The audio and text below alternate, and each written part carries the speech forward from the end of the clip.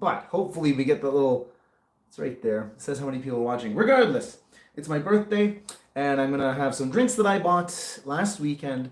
Last weekend I went to Mokpo with my family, my fiance and her, my stepkid, and a great place. Second time I've been, and every time I go to smaller towns or smaller cities, I don't go to the E-Mart. I go to a local mart, not the market, but a local mart. And usually, if you go in the fridge there, you can find something interesting. And so I found this. And this is so bizarre. This is dashimaju. Dashima is kelp.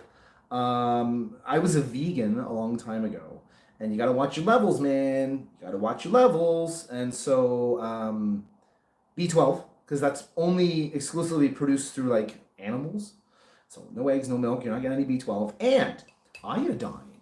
Iodine is something that vegans have to watch out for. So I ate a lot of kelp back in the day. It comes with a little piece of kelp, which is just, I love it. That's great.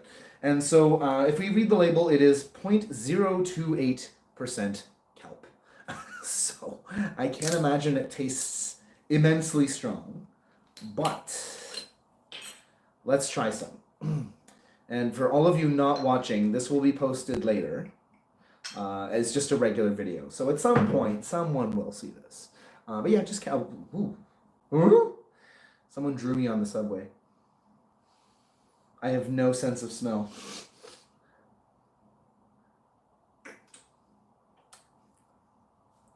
Ooh, what percent is this? It's just regular soju with dashima in it, 15.8. So this is basically the same strength as every other soju, but it has kelp in it. I'm trying to think if I can taste it. Not really. Bad news, guys. I'm going out tomorrow night for my birthday party. My birthday's actually today, but the party is tomorrow.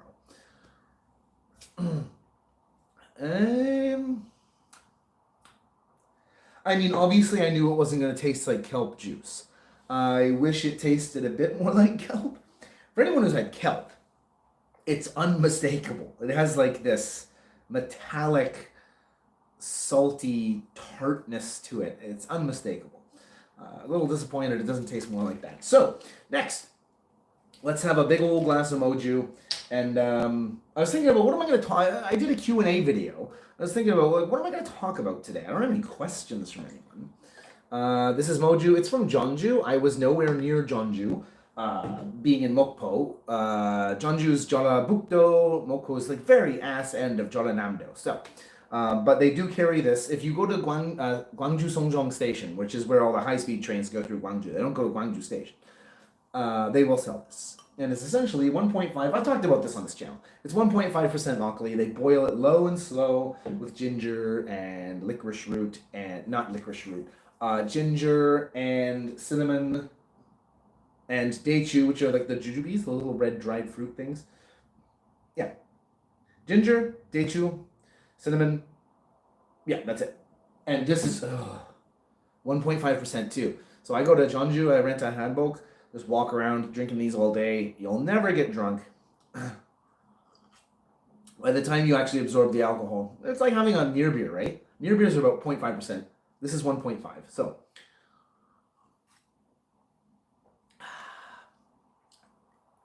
the dominant flavor regarding cinnamon and ginger is 100% cinnamon.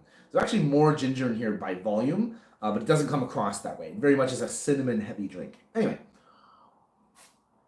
Let me tell you the story about the time I almost died. So, I live in Toronto. We're going to the beach. For those even Canadians probably don't know, a lot of them. Toronto has some great beaches. And I'd say beaches plural. It's on Lake Ontario. You know, you can't see the other side of the lake. It might as well be the ocean. The beaches there are incredible. There's the beaches, there's the one on the island, Toronto Island, and then there's Scarborough Bluffs, which is where I was. When I go there with my friends, height of summer, I go in the bathroom and I sit down, and on the toilet paper dispenser, there's an iPhone 4. Now, at this point, this is like the hottest item in the world. It had only been out for like 2 or 3 months.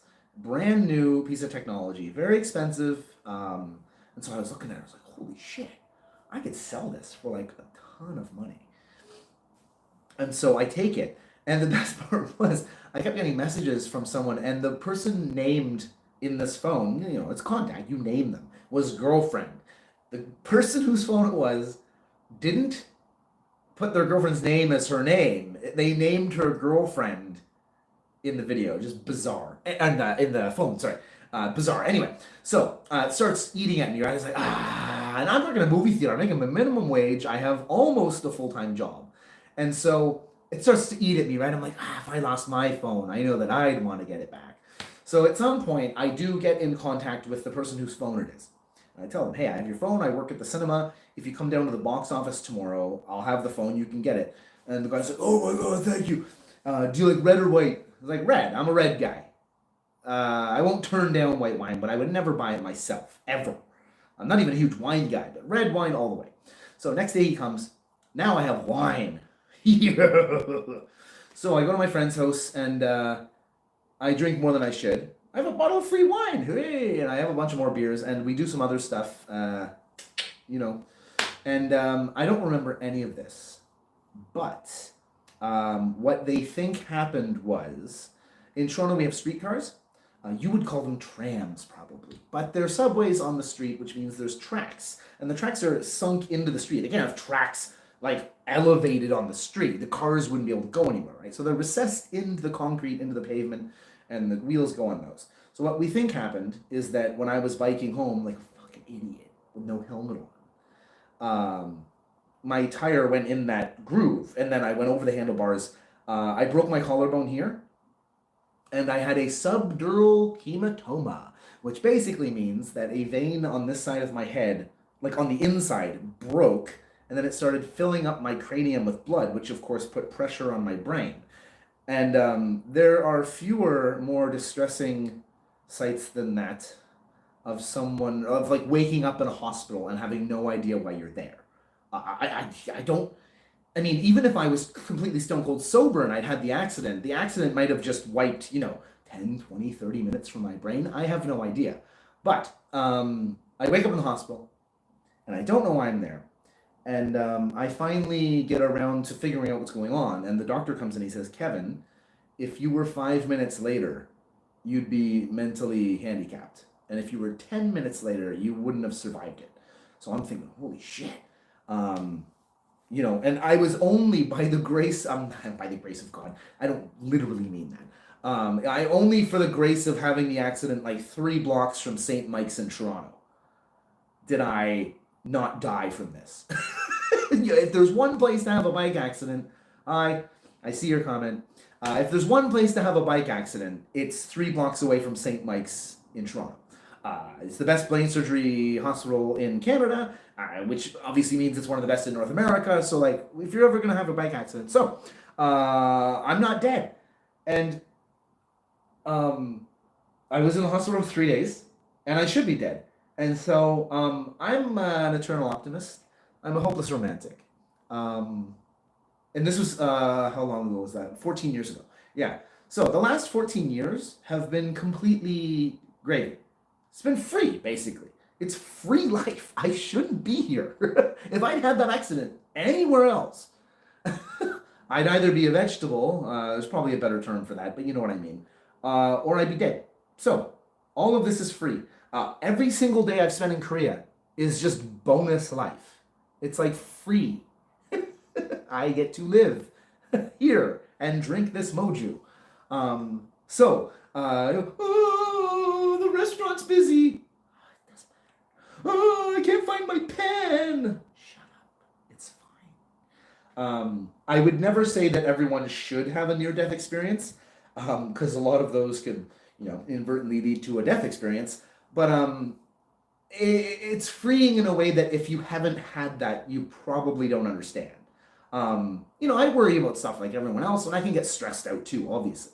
But, every single day has been a complete gratuity, write-off. God bless, me.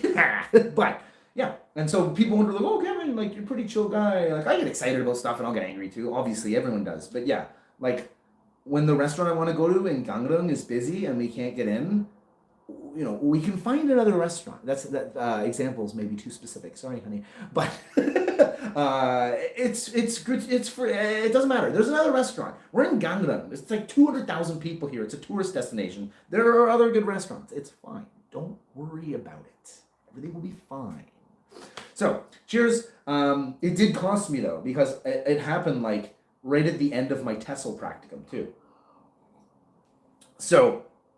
That got delayed. I'll tell you another story. A lot of you, people ask, why did you come to Korea?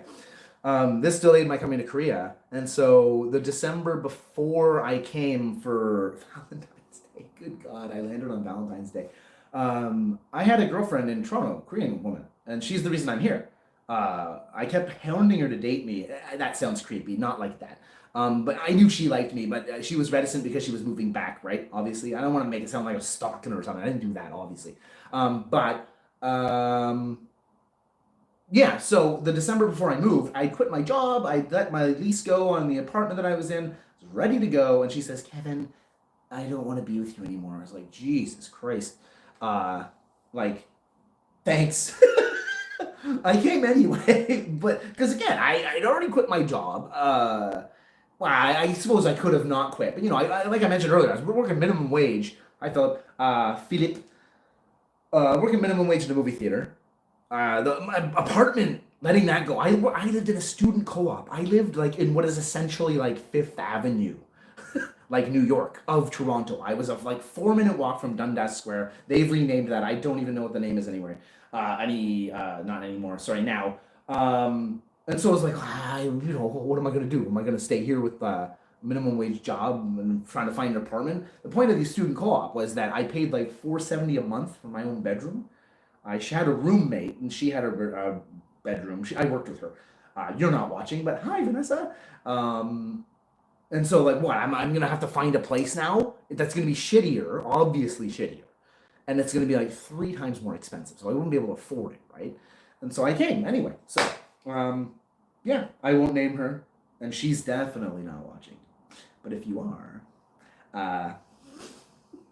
that said, I do have to thank her because this is the only reason I'm here right now. I never would have come to Asia even had it not been for her. I had zero interest in Asia as a destination prior to that. So thank you in a way, but also you broke my fucking heart. Anyone who worked with me my first year remembers those first 6 months we worked together. Find me crying in the bathroom. It was a horrible, horrible time. Anyway, so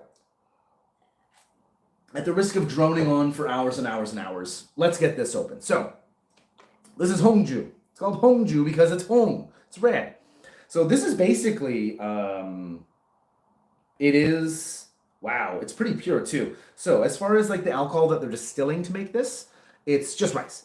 It literally says Korean rice and noodle. So they make some kind of, it's not makgeolli that you maybe drink for pleasure. It doesn't taste bad in all likelihood, but they're making a very stripped down, simple rice water noodle. Get the alcohol out of the rice, distill it, and they put in jicho, which is like this plant that has like these super red roots, and those red roots are used for dyeing things. And they're used in food, and so I bought this shot glass yesterday specifically because I thought, you know what, do something special for myself. So there it is. This is 40% too, by the way. So, whew. That's, oh God. I don't do hard liquor. If you watch my channel, you know that hard liquor is not my thing. Oh Christ. As far as like what makes it red and it being a flavor, zero idea. It's 40% though, I can taste that. Oh God. I can't do this. I'm too old. I'm too old to do hard liquors straight. But for your viewing pleasure and enjoyment, I will. The last drink I have today is, I made this. This is a blueberry basil makgeolli. Speaking of Toronto, I say that to people and they go, they don't think it would taste gross, but they kind of look like, why? Like, that's a bizarre combination. And again, when I lived in Toronto, I went down to the distillery district, the old part of town, and there was a gelato place, and I wanted some gelato. and they had a blueberry basil gelato, and I went, I gotta try that. I must try this. And I did, and it's like one of those, like, everyone has their food adventure, right, or their culinary experience throughout their life. There's probably a restaurant you went as a kid a lot, and like looking back on it, you probably realize it's not the best restaurant in the world, but the meatloaf that they had, you'd get every time when you were 9, and it's like one of those memories, right? That gelato is a memory for me, and I remember thinking, Jesus, like, what else am I not eating, right? Like, what other surprises are out there? I grew up very sheltered in suburban Ontario. Ooh, yeah, eh? And I certainly wasn't against trying foods, but I just hadn't been exposed to them, right? I had no idea. The first Indian food I ever had in my friggin' life was in Gangnam, okay? I was like 28. It's ridiculous. And again, it's not because I didn't want to try it, it's just, I lived for 3 years in Toronto, I didn't get any Indian food, which is bizarre now that I look back. But I made this when I first started making makgeolli. This is like one of the first. I mean, you nail the recipes first, right? Make a good makgeolli with just rice, but then you start playing as you do, and this this ended up being one of my staple recipes. I haven't made it in forever. Oh, I brought it to a beer festival in Gapyeong. No, sorry, a makgeolli festival in Gapyeong. There was the Waeguk tent. Hi, Julia. And they had 10 of us lined up with, like, serve your own bowl, essentially. And there was, like, a prize for, like, and then you would vote. If you tasted them, you would vote for the best one at the end. I didn't win anything, but the curmudgeonly old man from Songnyeong-sop makgeolli brewery, he's a legend in the makgeolli community. Songnyeong-sop's not for everybody, but it's pretty good. Anyway, he told me to my face mine was the best one. So impressing him, that was like, if you show a movie and you're some up and coming indie actor, and Jake Gyllenhaal's in the attendance because it's a film festival, right? He comes up to you after, he's like, "Oh man, the scene you did in the bathroom, like, that's killer, man." And he just walks away and be like, "Oh shit, what?" Felt good, right? So this is a samyangju. I basically make a rice porridge with, like, let's say 1 kilogram and 1 liter of water. So you do about, 250 grams with all the water that you're going to be using. And then you make a porridge and then throw all the noodle you're going to be using in. So that'd be 100 grams because 1 liter, 1,000 grams, 100 grams. And then you wait a few days, and that gelatinized, like, porridge, the rice, because you boil the shit out of it, that noodle eats that shit up instantly. And so on day 3, you put in, what did I say, 300 grams? So then you do 350 grams of steamed rice, and then 3 or 4 days later, do that again. So now you have that full kilo in there with all the water that was in initially. And then my hangari was too full, so I didn't put the blueberries in. I basically, like, I had to, like, throw out some rice because it was, like, taking the lid off my hangari. And so, then I basically, what did I do? It settled a bit, and I mixed it around after a couple of weeks, and I put the blueberries in. The basil too. I steamed both rices with basil on top, and I tried to scrape it off the rice to get it out, but it was, like, stuck to the rice. So about 2/3 of it I got off, and then a third of it went into the fermenter with the rice addition. So that was in there. Anyway, it's a bit tart. This stuff's strong too. It's like 17%. So any makgeolli you make yourself, it's stronger than a lot of even fruit wines. Grape wines are what, 12, 13, 13 and a half, 14 maybe. Even a crappy guy making crappy makgeolli can probably hit 15 or 16 just from the attenuation is the word I'm looking for. Anyway, that's it. The cap's going back on this. I got shit to do tomorrow. I can't stay up all night drinking. As much as my 26-year-old self wants to. My bike's in Cheonan, so I can't drink all this and go biking, thank goodness. And the moral of the story is, wear a helmet.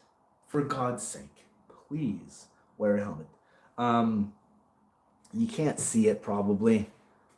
Can you? I don't know. Right there. I can't see the camera right now. There's, like, a dent. They, like, basically cut, like, my head open and fix the vein. So, yeah, wear a helmet. And if you're wondering, oh, Kevin, that's why you're so weird. It's, nah, I was like that before. It only made it worse. Now I have a compulsion for shoplifting. No. Anyway, it's been 20 minutes. I've talked about these. I told you why my life is all bonus and why you should be more gratitudeful. Grateful. Anyway, to the two of you watching, I see you. And thanks for watching. Have an excellent Friday. How do I stop this? I don't know how to stop this. There it is.